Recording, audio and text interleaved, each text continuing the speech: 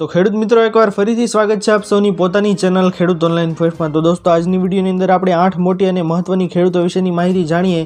તો સૌથી પહેલી માહિતી આપ સૌની સામે આવી રહી છે કે મારી યોજના નવું પોર્ટલ રાજ્ય સરકારના વિવિધ વિભાગોમાં જન કલ્યાણલક્ષી યોજનાઓ માહિતી સામાન્ય નાગરિકોને એક જ ડિજિટલ પ્લેટફોર્મ પર સરળતાથી મળી રહે તેવા ઉદ્દેશ્યથી મારી યોજના નામનું પોર્ટલ છે તે લોન્ચ કરવામાં આવ્યું છે। કેન્દ્ર અને રાજ્ય સરકારની 680થી પણ વધુ યોજનાઓની માહિતી આ પોર્ટલ પર નાગરિકોને ઉપલબ્ધ થશે। આ પોર્ટલની મદદથી રાજ્યના નાગરિકો વિવિધ યોજનાથી માહિતગાર થશે તેમજ પોતાને લાગુ પડતી યોજનાઓનો લાભ પારદર્શક રીતે અને સરળતાથી મેળવી શકશે। ત્યાર પછીની મહત્વપૂર્ણ માહિતી આગળ આવી રહી છે દોસ્તો કે ઘઉંના ટેકાના ભાવે ખરીદી।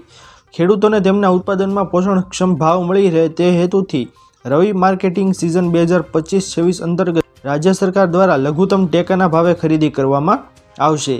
જે અન્વયે ₹2425 પ્રતિ ક્વિન્ટલ ઘઉંની ખરીદી ગુજરાત રાજ્ય નાગરિક પુરવઠા નિગમ મારફતે કરવામાં આવશે। લઘુત્તમ ટેકાના ભાવે વેચાણ કરવા ઈચ્છતા ખેડૂતો માટે ઓનલાઈન નોંધણી પ્રક્રિયા સમગ્ર રાજ્યમાં ગ્રામીણ કક્ષાએ VCE મારફતે તારીખ 1 જાન્યુઆરી 2025થી શરૂ કરવામાં આવશે। ત્યાર પછીની મહત્વપૂર્ણ માહિતી આગળ આવી રહી છે દોસ્તો કે 1 જાન્યુઆરી ખેડૂતોને લોન। આગામી ફેરફાર જે 1 જાન્યુઆરી 2025થી થવા જઈ રહ્યો છે તે ખેડૂતો સાથે સંબંધિત છે। વર્ષના પ્રથમ દિવસથી RBI ખેડૂતોને કોઈપણ ગેરંટી વિના ₹2 લાખ સુધીની લોન આપશે। તાજેતરમાં RBIએ ખેડૂતો માટે અસુરક્ષિત લોનની મર્યાદા વધારવાની જાહેરાત કરી હતી, જેના કારણે હવે તેઓ 1.6 લાખ નહીં પરંતુ ₹2 લાખ સુધીની લોન મેળવી શકશે। ત્યાર પછીની મહત્વપૂર્ણ માહિતી આગળ આવી રહી છે દોસ્તો કે ગુજરાત સરકારનો મોટો નિર્ણય। વીજ બિલમાં રાહત માટે હવે રાજ્યની પંચાયતની બિલ્ડિંગની છત પર સોલાર પેનલ લગાવવાનો નિર્ણય કેબિનેટની બેઠકમાં લેવામાં આવ્યો હતો। સરકારના આ નિર્ણય બાદ હવે ગ્રામ પંચાયત, તાલુકા પંચાયત અને જિલ્લા પંચાયતની ઇમારતો પર સોલાર પેનલ મુકાશે। આ નિર્ણયનો વિધાનસભા સત્ર બાદ સમગ્ર રાજ્યમાં અમલ કરવા વિચારણા ચાલી રહી છે। સોલાર પેનલ લગાવવા માટે સરકાર સબસિડી પણ આપશે। ત્યાર પછીની મહત્વપૂર્ણ માહિતી આગળ આવી રહી છે દોસ્તો કે હવે પોસ્ટ ઓફિસે આધાર કાર્ડ। ભારત સરકારે ટપાલ મંડળ દ્વારા પોસ્ટ ઓફિસમાં આધાર નોંધણી અને અપડેશનની સેવાઓ શરૂ કરી છે। Social media platform Twitter x પર ઇન્ડિયા પોસ્ટ દ્વારા શેર કરવામાં આવેલી માહિતી અનુસાર ટપાલ વિભાગે જન સુવિધાને ધ્યાનમાં રાખીને આધાર કાર્ડ સંબંધિત સેવાઓ પણ અપનાવવાનું શરૂ કરી દીધું છે। હવે લોકો નજીકની પોસ્ટ ઓફિસે જઈને પોતાનું આધાર કાર્ડ છે તે અપડેટ કરાવી શકે છે। આ માટે તમારે શુલ્ક પણ છે તે આધાર સેન્ટર જેટલું જ લાગશે। ત્યાર પછીની મહત્વપૂર્ણ માહિતી છે દોસ્તો આગળ કે આભા કાર્ડમાં ફાયદો। વર્ષ 2021માં ભારત સરકારે આભા કાર્ડ લોન્ચ કર્યું હતું। આયુષ્માન ભારત હેલ્થ એકાઉન્ટ એટલે કે આભા કાર્ડ એ ભારત સરકાર દ્વારા જારી કરાયેલ ડિજિટલ હેલ્થ કાર્ડ છે। તમારા સંપૂર્ણ તબીબી રેકોર્ડ આ કાર્ડની અંદર હાજર છે। આની મદદથી તમારે તમારી સ્વાસ્થ્યની સંબંધિત માહિતી ડિજિટલ સરળતાથી અને સુરક્ષિત રીતે સ્ટોર કરી શકો છો।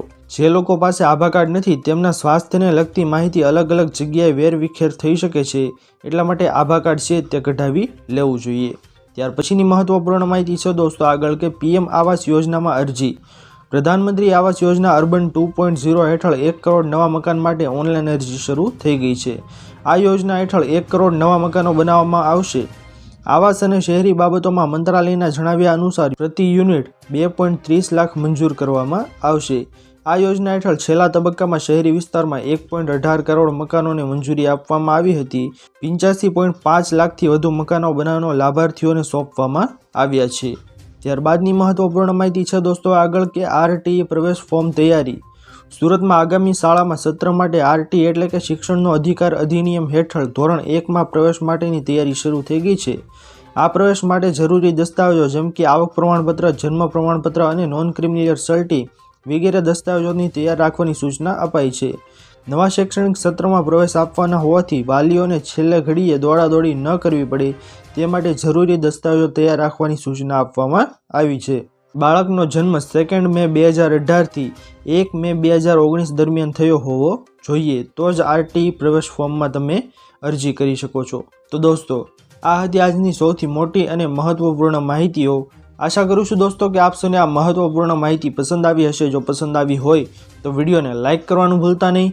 ચેનલ પર નવા આવ્યા હો તો અમારી ચેનલ ખેડૂત ઓનલાઈન પોઈન્ટને સબસ્ક્રાઈબ કરી અને બાજુમાં આપેલા બેલ આઇકનને પણ પ્રેસ કરી દેજો, જેના લીધે આવી જ મહત્વપૂર્ણ માહિતી આપ સૌને આ ચેનલના માધ્યમથી મળતી રહે। તો દોસ્તો મળીએ હવે પછીના વિડીયોમાં। ત્યાર સુધી જય હિન્દ અને વંદે માતરમ।